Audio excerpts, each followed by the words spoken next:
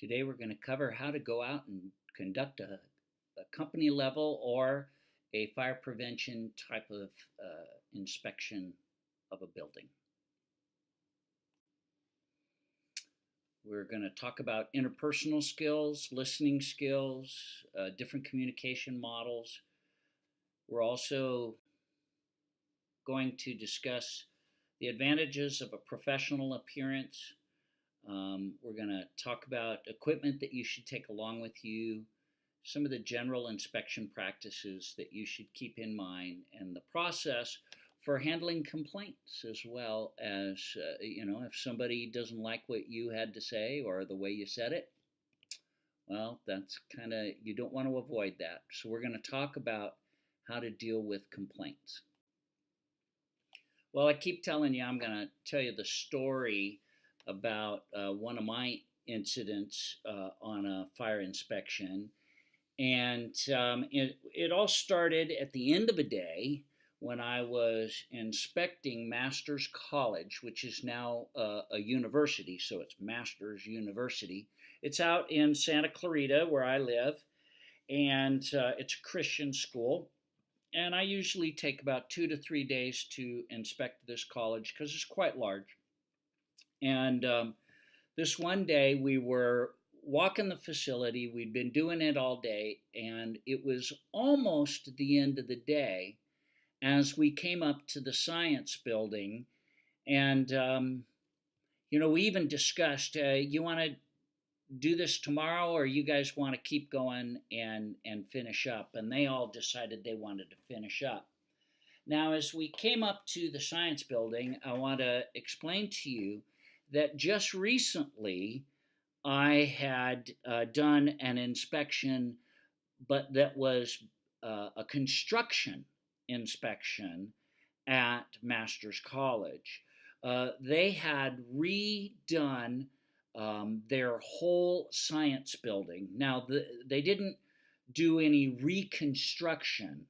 It was a concrete block building, 2-story, but what they'd done is they'd reconfigured all of these things inside to make their science department much more modern and up to date. They redid their chemistry and their biology labs and put in plume cabinets. Like if you've taken science here at Oxnard College, I'm sure you've seen the plume cabinets where they put any kind of hazardous materials in these things. And they'd done a whole new storage room, a whole new alarm system, and quite a bit of stuff. So I'd been by that previous summer when they completed that construction. When I walked through the building, it passed with flying colors, but the head of the department was there with me. His name was Dr. Jones, and Dr. Jones and I were talking as we went in between the biology and the chemistry rooms. There was this backstock room for all of their chemicals, and they had bought brand new fire cabinets, flammable materials cabinet, that's the word I was looking for, and an acids cabinet, and they'd done all of this cabinetry. They'd put on plexiglass sliding doors for earthquake proofing the room, and a lot of really good stuff. I was very impressed. And again, as I said, it was summer, so I said, Dr. Jones, this is a great opportunity to go through all of your hazardous materials, catalog it, and make sure that you sort it by hazard. And there's a system called the Flynn system. I suggested to him he use a system like that to categorize all the hazards, get all the flammable materials and combustible materials in one cabinet, all the acids in another, all the oxidizers in another, separate things the way they're supposed to, and get a full inventory and catalog it so that you know everything that you have. And he said, you know what, I've got a student who's studying to be a teacher who is like an intern, and I'm going to have her do that, and that will be her summer project, and I'll have her go through this whole room and put all of the stuff away the way it's supposed to be, because it was all in boxes at this point. So that happened during the summer. And now in October, I'm back at the school for their annual fire inspection. It might have been November, but it was late fall. So we come into the building and we inspected most of it, and it was going really well. Everything looked real good. We went into this backstock room where we'd been before, and I said, Miss Dr. Jones, this looks great. Whoever you had do this did a really good job. It's nice and clean, and I was really impressed. Now, one of the things you need to know about me is I had a background in being on our hazmat team. I had been on the hazmat. I've been a hazmatter for 4 years, and I teach fro and some other things. So I have a hazmat background, and we had a. It's kind of a little side story, but you need to know it to understand why I did what I did. We'd had one of our drills, one of our training sessions, where they talked about hazards in schools. And one of the things they brought up was picric acid, also known as trinitrophenol. You might have heard of trinitrotoluene. We call it TNT. Yeah, it's a high explosive, very, very dangerous. Anything that has the prefix trinitro is not a good thing. So trinitrophenol was an acid-based product that's a high explosive. Um, Rarely used, but can be used even by the military as an explosive. Well, I had heard this horrible story about a high school chemistry teacher who found an unmarked bottle in his backstock, and he didn't know what it was, and he wanted to kind of look at it, and he turned the cap. Now, the cap had become all crystallized, and the acid had dried and crystallized inside. And that's when it's most unstable. In fact, it's so unstable, it's shock sensitive. If you bumped it against something or the simple turning of a cap causes it to explode. And so they told us this story of this high school teacher who opened this cap of an unmarked bottle that had trinitrophenol in it. And, sorry, my phone's going off. And, so what happened was it blew his hand off, and it blew up in his right in front of him. Glass all over his body, acid all over his body. He couldn't see. Literally blew his hand off, as I said. So that had made a big impression on me when I learned about that as a hazmatter. So when I was inspecting high schools and colleges, which is mostly what I did inspect, I always asked the chemistry teachers, hey, you don't have any picric acid, do you? And everybody always said no, until this day at Master's College. I said, Dr. Jones, you don't have to happen to have any picric acid. And he goes, oh, no, nobody has that anymore. Everybody knows not to have that. And I said, well, you just had an inventory done. Why don't you check? And he looks in his notebook and he says, huh, well, imagine that. And the next thing you know, he pulls out a gallon of picric acid with crystallization all around the cap.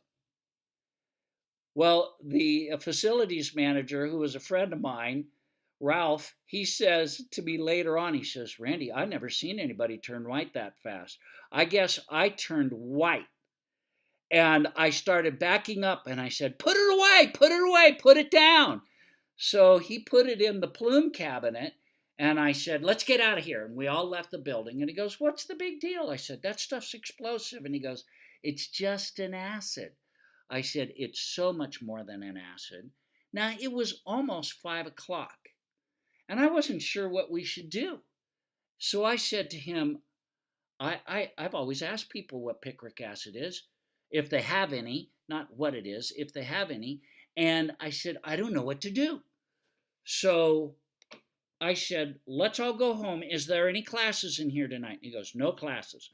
I said, will anybody be going in here for any reason, to clean it, to anything? He goes, nobody should be in here. I'll lock everything up. Nobody can get in without my key.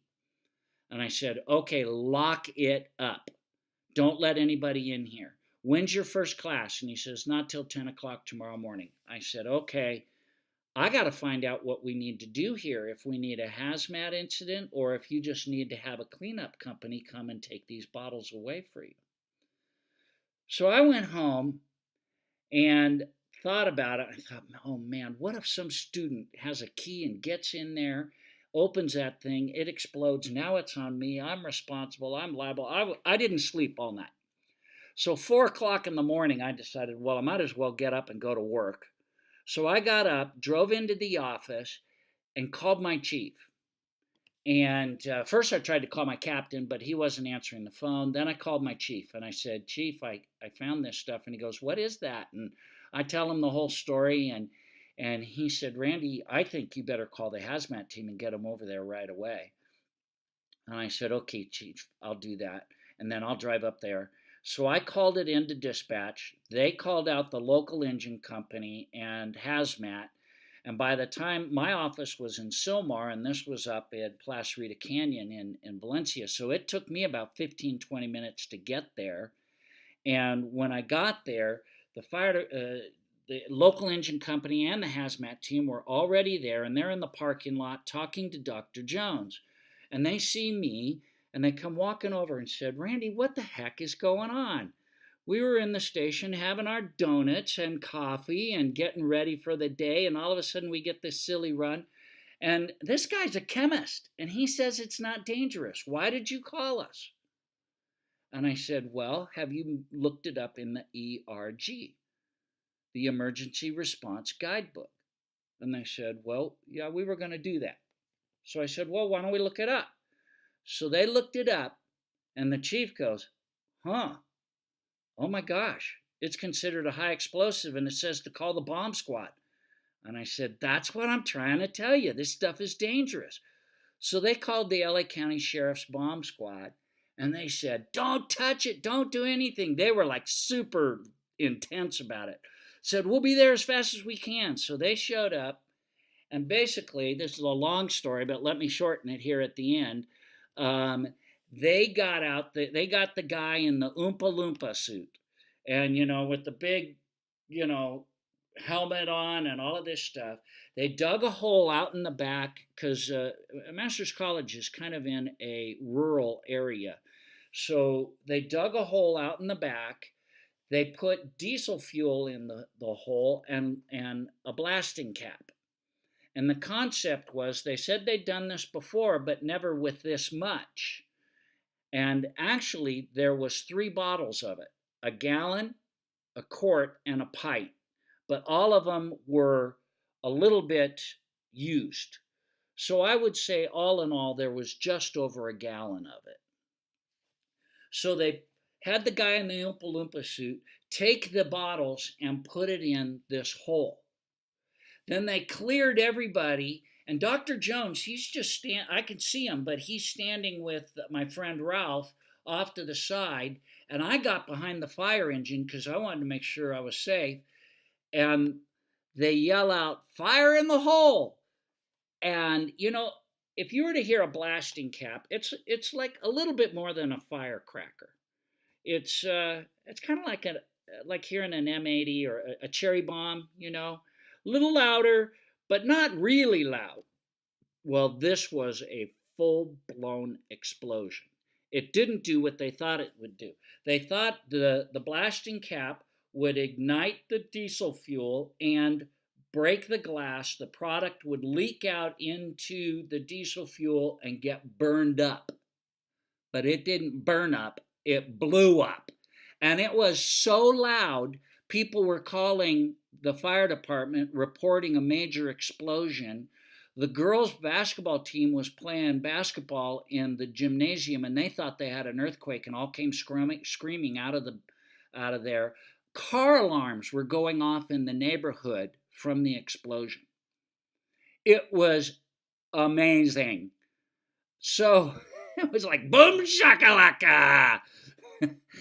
And Afterwards, all of these friends who were yelling at me saying, why'd you call us, Randy? They were all coming up and patting me on the back and going, good call, good call. Oh my gosh. Wow, that was amazing. And I ran into Ralph, my friend, and I said, Ralph, where's Dr. Jones? And he said, Randy, he turned whiter than you were yesterday and just walked away. I think he realized that he should have taken what I said a little more seriously.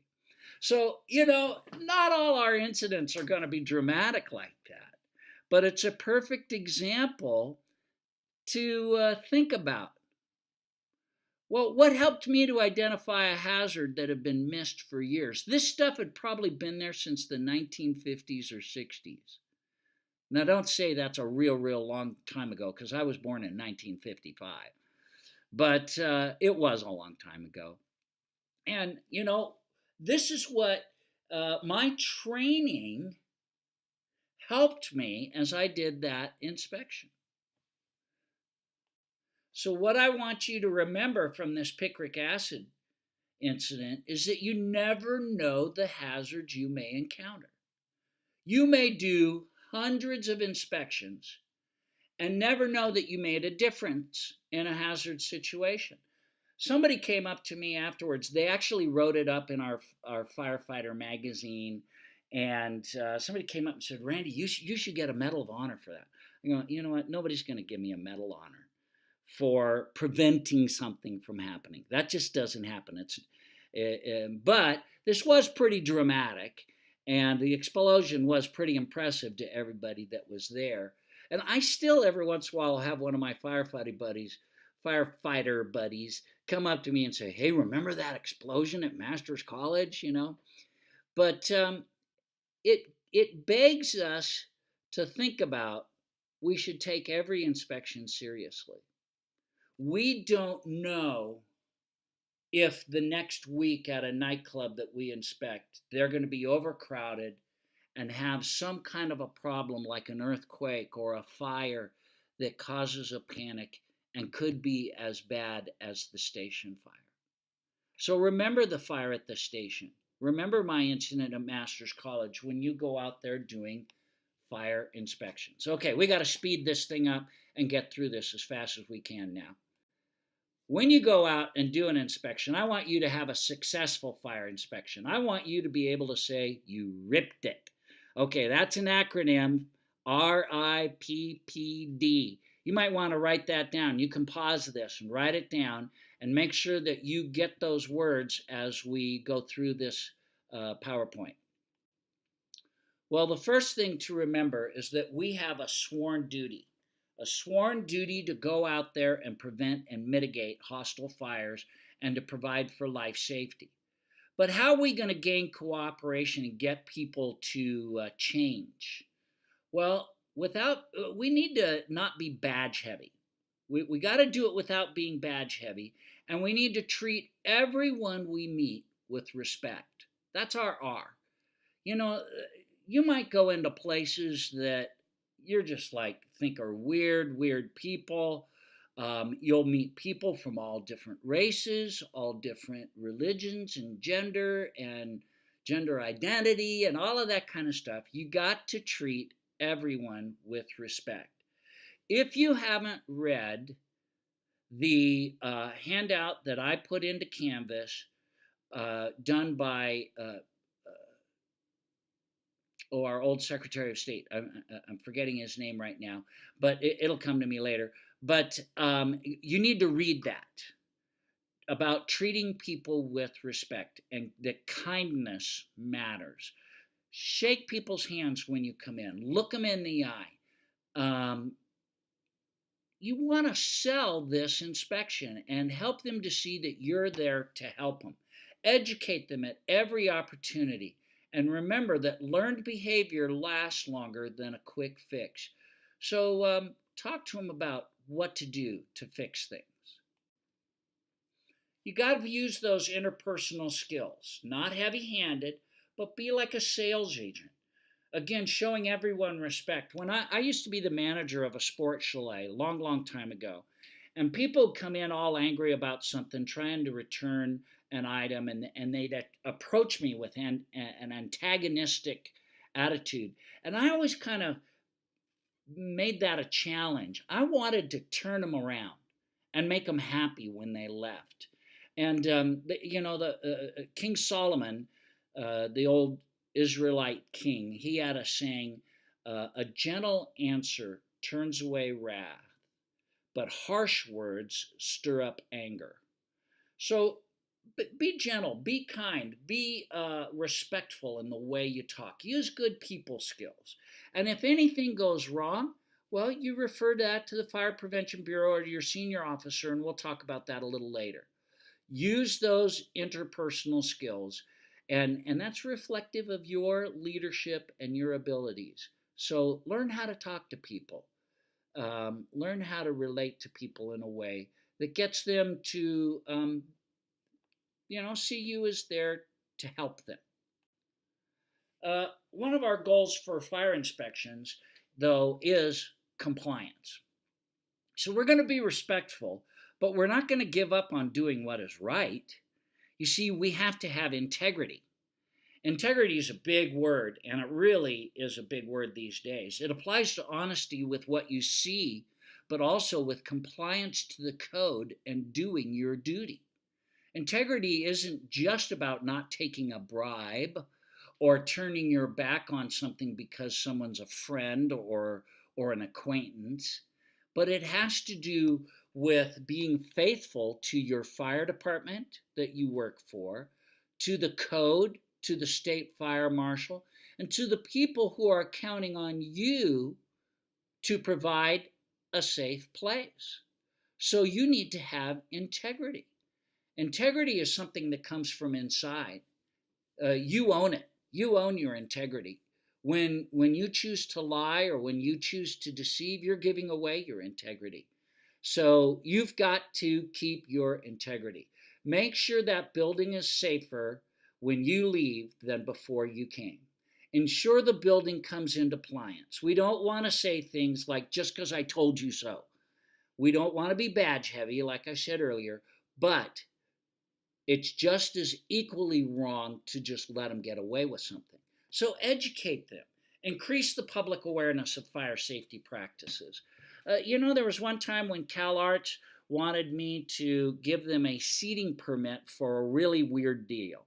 Now, all of these CalArts students, they're kind of hippies, and they all want to be the next great artist or musician or movie director or play director or whatever, and I always wanted to do something different. So this one guy had this play that he was going to do, and the audience was going to sit on the stage on top of buckets.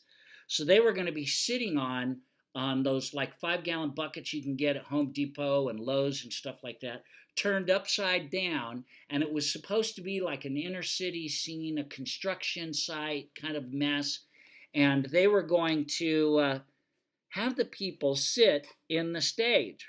Well, there's no code for that. That's so weird and different.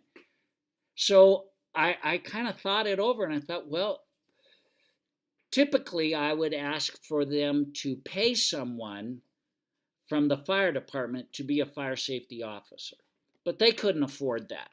So what I did is I said, I'll give you a permit under the condition that I train all of the stage personnel on how to handle an emergency and how we're going to help these people exit if we have an earthquake or a fire.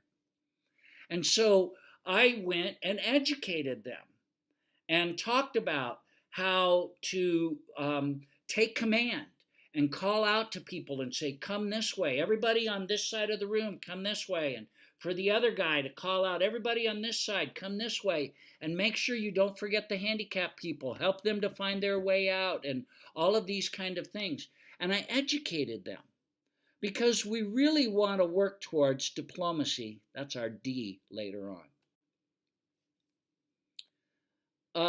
Then after we show respect and integrity, we need to, when we arrive, have a professional appearance. So normally when I do this lecture, I wear my old fire uniform, and with a tie on and my badge, and make sure that everything looks good. My shoes are shined and all of that. So first impressions are important. And when you show up in a uniform, it does get you some respect. So shoddy appearance leads to disrespect and a low regard. A professional look, draws out respect and trust in people. And especially in the business world, you're going to find people will listen to you better when you look and act professional. So have a professional look. Wear your uniform, wear it right, make sure it's clean. I had a friend that I worked with. He was a wonderful guy, but he kind of had a pot belly, and his tie was always tied weird. And I was always saying, Jason, let me fix you with your tie. Let me help you fix your tie. And he always had spilled food on his uniform, and I was like, Jason, you got to clean this thing. You got to take it to the cleaners, and look good and get a good response from people by being professional. So, make sure your hair's groomed. Make sure that you're living up to the standards of your fire department. Some fire departments won't allow you to show your tattoos. So if you have tattoos, you got to wear a long sleeve shirt. Doesn't matter if it's 105 out, you got to wear a long sleeve shirt. Your uniform should be crisp and shiny and neat and well pressed. And if you are a captain and you're taking out your fire crew and going out, make sure that they all comply with your policy. When I first got on the department, they used to make us wear our hats, our caps, when we were going out doing fire prevention. They don't do that anymore. That kind of stopped about 20 years ago. But they used to do that. And then our next P, RIPP. The second P is prepare. Every inspection actually starts in the office. You got to plan your day, get out your inspection checklist, go through the files, bring the files with you. Sometimes I do that, unless you've got digital files in a tablet. But I would bring my files with me. And as I pulled up to every building, I would pull out the file and look through it and review it before I went inside. What were their past violations? Look through the complaint file and their past inspections, so you know what to kind of keep an eye out for. And I would always do that, and then plan out your day. Yeah, I knew this guy that when we would go shopping to cook for the fire station, he would look at his recipe list, and the first item on the recipe was lettuce. So he'd go get the lettuce. And then the next item on the recipe was ranch dressing. So he'd go get the ranch dressing. Then the next thing on the recipe was cucumbers. So he'd go get the cucumbers. And then the next thing was cheese. So he'd go get the cheese. Then the next thing was bell peppers. So he'd go back to the produce department for the third time. Well, that's silly, isn't it? So the same thing with do your fire inspections. Plan it out so that you go from one side of town to the other, or that all of your inspections are in a common area. I sorted out all of my inspections by the district that they were in and the streets they were on. And so I would pull them out and do the ones that were near each other. So plan your day in a way that you can be the most productive. Prepare, prepare, prepare. You're also looking in the file for any past hazards, deficiencies based on their occupancy type. So most of the requirements are based on occupancy classification. So I would also sort them by, on one day I would do schools, on another day I would do hospitals or con homes, so that I was doing the like kind of occupancies all on the same day. So identify those typical hazards that you might see in those types of facilities. And our D is diplomacy matters. There's actually kind of a second D, but that even made less sense with our ripped than spelling it wrong without the E. But diplomacy matters, okay? You're not there, as we said earlier, with respect and integrity. You've got to find a balance. So whenever you face a challenge, you need to handle it with diplomacy. Listen to the requests of the business representatives and explain to them why that's okay or not okay. And when a request is made that's kind of maybe on the border of the code or outside of the code or good safety practices, do not give permission, but offer to discuss it with superiors. And that's why I used this picture. This was a movie that I was working on, actually a TV show, Sons of Anarchy. And they rolled this police car off the side of the road for a scene, and they wanted to light it on fire as the policeman would try and get out of the overturned vehicle. And they thought that would be much more dramatic. And it was August in Soledad Canyon, and I looked at it and I said, well, if any of that fire gets into those weeds, it's going to catch fire. It's a windy, breezy day blowing up canyon. We're in the canyon. This fire is going to be in Palmdale, Lancaster within the hour. And they said, yeah, well, we've got our water tender here. And I said, I know, but you won't be able to stop it. It'll go so fast because look at that dead brush all around them. And so I said, but that's my opinion. But if you want, I'll call my boss and ask him how he feels about it. And I did. And they said, well, what do you think, Randy? And I says, well, there's dead grass everywhere and the wind's blowing about 15 miles per hour. I think, yeah, we could probably get away with it, but if we don't, we've got a major conflagration. So they said, yeah, tell them no. So I went over to tell them no, and guess what they said? Hey, we already decided we're going to CG it anyways. We're going to do it with computer graphics. But, at least I was trying to be diplomatic. My phone's ringing again. Okay, let's move on. Let's get this done. So challenges should be handled with diplomacy. You don't want to be a tough guy. You don't want to be Paul Blart, Mall Cop. You got to sell the decision to the powers that be. Nobody likes the answer no, or because I told you so, but, right, being badge heavy or just being compliant and allowing something to go that is violating the code, those are both equally wrong answers. So be amiable, but clear. Never give permission for something that's outside the code. Now, a good fire inspector uses networking and teamwork and works with other inspectors and networks with the people that they're inspecting, engages the customers, and works towards constructive collaboration. When we were working with the public, we've got to remember the good verbal communication skills.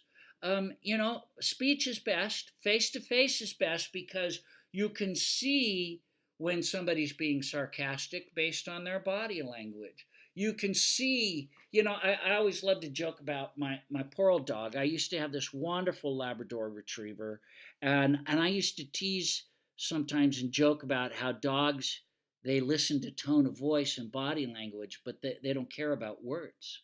They don't understand the words. So I used to, go up to the dog and go, oh, Chloe, I hate you. You're the worst dog ever. Well, what was she doing? The tail was wagging. She was all excited, coming up towards me, all excited. And on the other hand, I could say, I love you. And what would she do? She would crawl under the couch or run into the other room because she was sure I was angry. It was all about tone of voice and body language. And, we're not that ridiculous as humans, but we are very subject to. So, texting is probably the most easily misunderstood. You got to be careful. Don't use texting in a professional environment other than maybe to say, hey, I'm going to be late, or I'll be right there. And, texting, phone is second best to face-to-face because you can hear tone of voice, but you still can't see body language. And, you might be saying something to somebody on the phone, but looking at your friend in the room and making a circle around your head saying, this guy's crazy. but you're sounding all positive and respectful on the phone. So, body language, face to face, speech is best. Speech on the phone is second best, but texting, really bad. Don't use it to communicate in a professional environment. And make sure, that they understand. Ask yourself, did they hear what I said? Sometimes it's good to ask them what they are hearing you say. So make sure communication is happening. Remember, there's a whole process. You're sending a message, they're hearing it, they're processing it, and hopefully the output is the receiver responds in the right way and fixes the thing you meant. But I'm sure all of you have had with friends, or especially with the opposite sex, the guy says this, the girl hears that, and there's 100% miscommunication because we come at things with preconceived notions and all of that kind of stuff. And, you got to be aware of that. So make sure you're clear.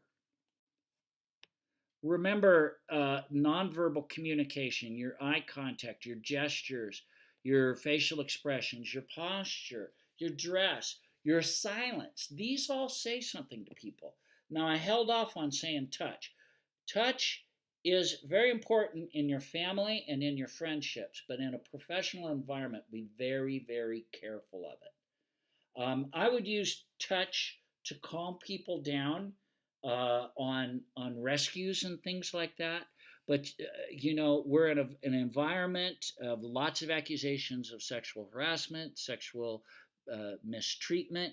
So if I hug one of a woman that's a friend of ours, I hug her with that like real distant, kind of put my arms out and I'm leaning in, and I don't want to ever be inappropriate. And so in a professional environment, I shake a hand. I might tap somebody on the shoulder if it was appropriate, but that's it. So be careful. All of these things can be good or bad. So be aware of cultural differences and be aware of businesses owned by immigrants. They're usually scared. They think you're there for a bribe. So be really reassuring and also, you want to be a good listener. So listen to their complaints, listen to things they have to say. Don't be writing while they're talking to you. Stop, look at them, listen to them, clarify any unclear points, provide feedback. Now, some people think you should schedule an appointment for inspections, and some people don't. In fact, when I first came into my office and they were training me, my fellow inspectors always said, don't ever schedule inspections. You want to catch them with their pants down. That's the way they said it. And I'm picturing, have you ever walked in on somebody in the bathroom that forgot to lock the door? And it's horribly embarrassing for everybody, but there's that look on their face like, oh my gosh. Well, that's what they were saying. That's the look you want. You want to catch them by surprise. And I did that for the first couple of years. I would just go and just show up. And you'd get people who are really nervous about your being there. But I started to realize that, when I go, I catch these things. I write that they have to fix it. Then I have to come back and make sure that they fixed it. Well, if I call them and they fix it because they know I'm coming, and I walk through and everything looks great, then I write down that everything looks great and I don't have to come back, and they fixed it anyways. So that's the purpose, that's the point of it all, that they fix it. So if they fixed it because I was coming, or they fixed it because I caught them, it's all the same. I want them to fix it. I want it to be a safe environment. So I think it's better to schedule. And that way you're sure that the right people are going to be there. But you've got to do your best to be on time if you're going to do that. And it's hard with an inspector's, you never know how long each inspection is going to last. You also need to request any required documentation when you're there. If it's a leased building or a rented building, you might have to ask for the owner to be there. I never did that. I just talked to whoever was using the building. You have to consider coordinating inspections with other agencies if somebody else needs to be there, like a building official or somebody from the Division of State Architect or OSHPD. They oversee hospitals. Be respectful of people's time and minimize the number of people walking through. We used to do inspections from the fire station from big stations where we had like 10 people. Well, we'd break it up. The paramedics would go do some, the engines would go do some, the other engine would go do some, the truck would go do some. And that way we didn't have 10 people all showing up at one place, and we got more work done by spreading it out. You got to understand your local codes and procedures and licenses and permits when you go out there and inspect these places. Now, I'm not saying that unannounced inspections is not a good idea, because there are some times where you need to show up unannounced. Night inspections, nightclubs, and complaints. You want to go and take care of those right then, right away, and do it unannounced. What should you take with you? Well, you should take a laptop, a flashlight, a clipboard, a camera, measuring tape. Have your phone. Be careful of using your phone as a camera. And the reason is because if you use your phone or your iPad that's your personal, if something goes to court, now your phone gets subpoenaed, and you'll lose it until the case is over. So don't use your personal phone. If the department provides you with a phone or a laptop or a tablet, then use that. If not, or a camera, just don't use yours. Don't use yours. Use theirs. You do have a right to enter. And if they deny you right to entry, there's different policies by different departments, but most of the time, the fire chief has cause to believe there exists an unsafe condition. We have the right to visit every facility once a year. So they have the right to refuse us entry. But if they do, then we go through the process. We call the chief, we call a captain, and get an inspection warrant, and then they can't deny us. And usually when we issue an inspection warrant, we ask the police to go with us, and they're forced to let us in. When you do your inspections, you have some liability, but the liability for missing something is not that's not you're not liable for something you didn't see. When you act in good faith and without malice, you can't be held for discretionary acts.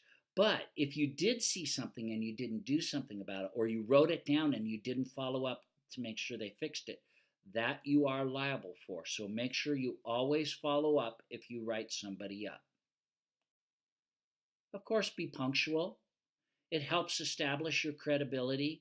If you're diverted to a scene, if this is a fire station call or inspection and you get a call, then call them up and reschedule and tell them, sorry, we ended up having a run and we weren't able to come. So when you do the inspection, you want to start from the outside. Of course, you've prepared at the station. You do a good 360 and you look at things from the outside. You approach through the main door, you introduce yourself, and you explain the purpose of the visit.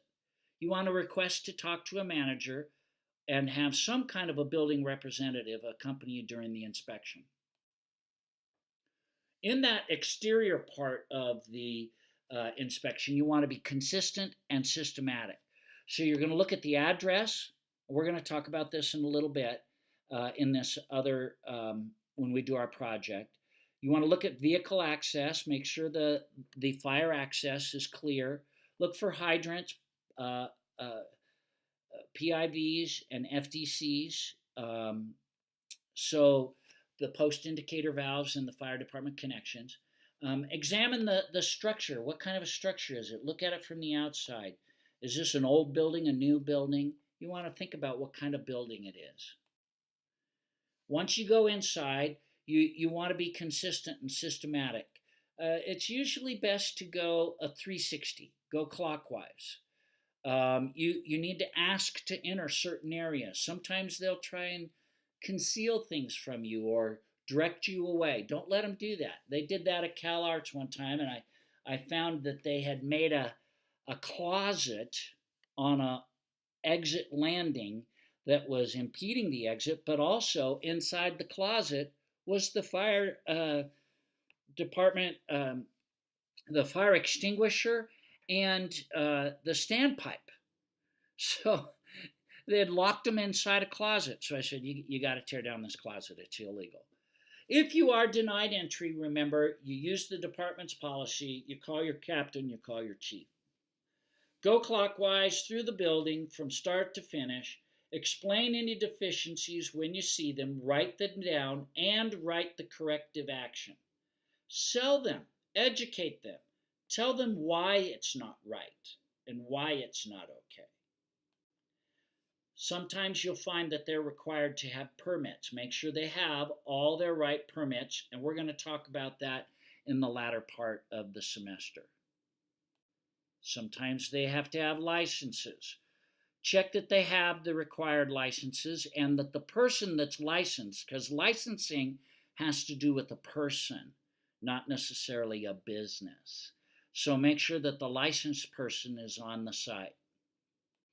Well, here's that other kind of D where I said there's kind of another D. Document, document, document. Document everything. Be clear of the violation, explain the fix, provide a correct by date. I'm going to come back in 2 weeks and see that you have corrected it. And do so. Be specific. Don't assume that they get it. Review all the violations with the owner before they sign it, and be sure they know it's not personal. It's just these are the things that need to be fixed. And if they don't agree and they get upset, encourage them to appeal it and to file a complaint. That's okay. Give them your captain's number. Tell them how to go through that process. Don't fight it. The forms and the data need to be held on to up to 5 years. If they're digital, that's great because it's in a computer system. But if so, then back up your backup. I still have my inspections that I did 12 to 15 years ago. I still have copies. So make sure you've got proper files and everything in an organized manner so you can locate it and retrieve it fast. Some departments use inspection forms, and so make sure you know how to use those and fill them out cleanly, clearly, easy to read. Remember, they might end up in court. Whenever you communicate with people on email, make sure it's very professional. Any formal letter should be on department letterhead. Spell it right. Make sure you only quote the code word for word. I already told you what to do about a complaint, but the policy varies by jurisdiction. Just tell them it's okay. Give them your card. Say, call this number. This is my captain's number or my chief's number. Don't try and cover up anything. That's worse than getting a complaint about you. Sometimes people just don't like you. I had a nurse at a convalescent home. She just didn't like me. Later on, she apologized to me for being rude to me, but I just kept being nice. I tried to be super diplomatic. So lastly, schedule the appointment. Look and act professional. Be systematic. Document everything. Praise the positive. Be a positive force. Make sure you ripped it. You showed respect. You held on to your integrity. You looked professional. You were well prepared. You were diplomatic, and you documented everything. That's the way to have a successful fire inspection.